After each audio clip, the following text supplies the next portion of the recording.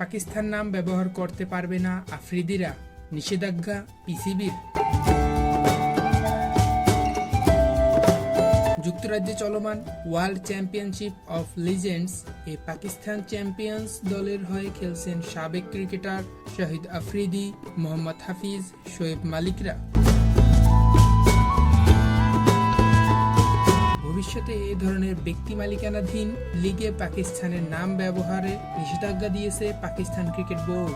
সম্প্রতি WCL এ Bharat champions কর্তৃক 2 দফা বিব্রতকর পরিস্থিতিতে পড়ার পর পিসিবি এমন সিদ্ধান্ত নিয়েছে। আন্তর্জাতিক সংবাদ মাধ্যম টেলিকম এশিয়া স্পোর্টস পিসিবির এক সূত্রের ভিত্তিতে জানিয়েছে, গত বৃহস্পতিবার বোর্ড অব ডিরেক্টরসের বৈঠকে এই সিদ্ধান্ত নেওয়া হয়।